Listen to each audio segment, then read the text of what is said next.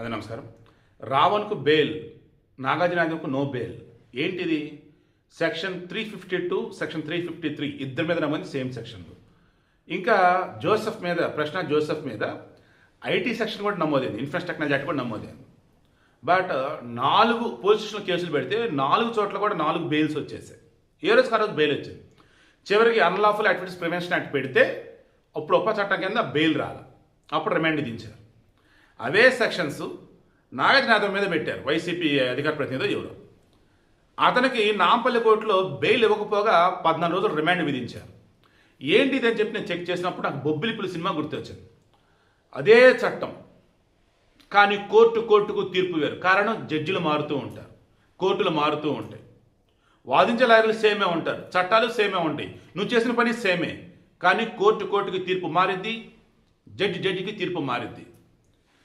కొన్నాళ్ళ క్రితం supreme court retired judge, I think ఆయన కర్ణాటకలో ఉంటాడు, సమ్ హెగ్డే సమ్ ఏదో పేరు, ఆయన చెప్పాడు, కొన్నిసార్లు మమ్మల్ని ఎవరు ఏమి అప్రోచ్ అవ్వరు, కానీ మేము ఒక తీర్పు ఇచ్చేటప్పుడు మా మీద తెలిసి తెలియకుండానే రూలింగ్ పార్టీ వాళ్ళ యొక్క ఇన్ఫ్లుయెన్స్ ఉంటుంది అన్నాడు. సమ్ టైమ్స్ వేరే వాళ్ళ ద్వారా మా మీద ప్రజలు కూడా పెట్టేస్తారు, మీరు ఈ జడ్జిమెంట్ ఇవ్వండి, వాడికి బెయిల్ ఇవ్వద్దు అని అన్నారు. సో ఇక్కడ లోకల్ కోర్టులు అన్నప్పుడు ఇన్ఫ్లుయెన్స్ ఉండొచ్చు నాకు తెలియదు. జడ్జి విషయంలో చెప్పదలుచుకుంది ఏంటంటే, మొన్న జోసెఫ్ విషయంలో మాట్లాడుకున్నాం, అంటారు దీన్ని bail is the rule, jail is the exemption అని చెప్పేసి. అంటే బెయిల్ పొందడం హక్కు, జైలు వెళ్ళటం వెళ్ళకపోవటం అనేది వచ్చి మినహాయింపు అన్నట్టు. తర్వాత ఈరోజు rule of the law, at the same time equality before law. చట్టానికి కొన్ని రూల్స్ ఉంటాయి, దానికి అందరూ కూడా కట్టుబడే ఉండాలి. అట్ ది సేమ్ టైం చట్టం ముందు అంతా సమానమే. ఇక్కడ వచ్చేసి ఏమైందంటే, రేవంత్ రెడ్డి గవర్నమెంట్ ఏం చేస్తుంది, సోషల్ మీడియాలో పిచ్చిగా వాగిన, బయట తేడా కనుక వాగిన ఉపేక్షించట్లే, తీసుకుని లోపల వేసేస్తున్నారు. బట్ ఏపీలో ఏమవుతుంది, మంచి ప్రభుత్వం కదా ఏపీలో, కూటమి ప్రభుత్వం, ఆచితూచి అడిగేస్తున్నారు, పర్లేదులే వదిలేద్దాం, పర్లేదు చెప్పు వదిలేద్దాం, ఇలా ఉన్నారు వాళ్ళు. మేబీ ఆ ఎఫెక్ట్ జడ్జిల మీద పడి ఉండొచ్చు. దాంతో ఆ జోసెఫ్కి బెయిల్ మీద బెయిల్ వచ్చింది. జోసెఫ్ వచ్చి ఏం చేశాడు, పవన్ కళ్యాణ్ అనరాని మాట్లాడినాడు. ఈ నాగార్జున ఏం చేస్తున్నాడు, రేవంత్ రెడ్డి అనరాని మాట్లాడినాడు. 2 చోట్ల సేమ్ సెక్షన్లే. జోసెఫ్ అయితే ఇంకా ఇన్ఫ్రాస్ట్రక్చర్ టెక్నాలజీ యాక్ట్ కూడా పడింది. ఎందుకు? అతను యూట్యూబ్లో చేశాడు, యూట్యూబ్లో వీడియోలు పెట్టాడు, సోషల్ మీడియాలో. ఇతనేంటి ఇక్కడ డైరెక్ట్గా సాక్షి శాటిలైట్ ఛానల్లో అన్నాడు. ఇద్దరు కూడా చేసింది ఏంటిది, కావాలని ఇంటెన్షనల్గా ఇన్సల్ట్ చేస్తారు అవతల వారిని, సమాజంలో గౌరవప్రధాన స్థానంలో ఉన్నటువంటి వారిని కావాలని దారుణంగా డిగ్రేడ్ చేసి మాట్లాడారు.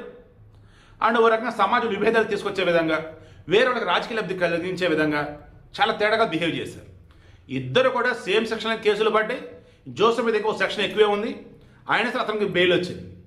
ఇతను మాత్రం బెయిల్ రాలేదు, రిమాండ్ విధించారు. కారణం చెప్పే కదా, కోర్టుకి తీర్పులు మారుతాయి, జడ్జికి తీసుకునే డెసిషన్స్ మారుతాయి.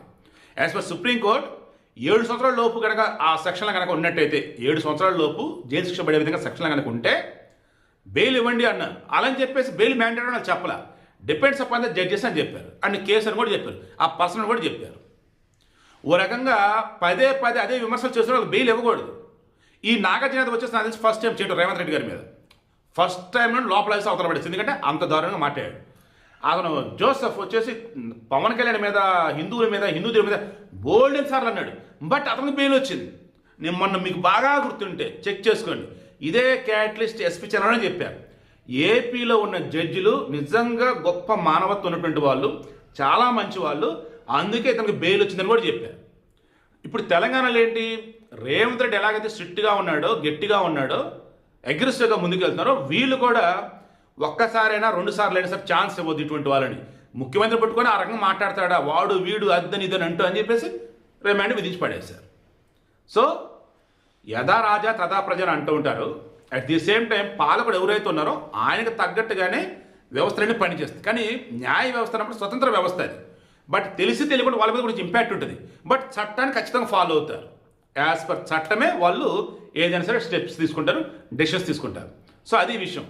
జోసెఫ్కి ఎందుకు బెయిల్ వచ్చింది మొన్న 4 సెక్షన్లు, రాజ్యాంగకు వచ్చేసి ఈ కేసు ఒకదాని కూడా ఎందుకు రాలేదంటే, depends upon the judges and కోర్టులు, అండ్ అవునన్నా కాదన్న రూలింగ్ గవర్నమెంట్.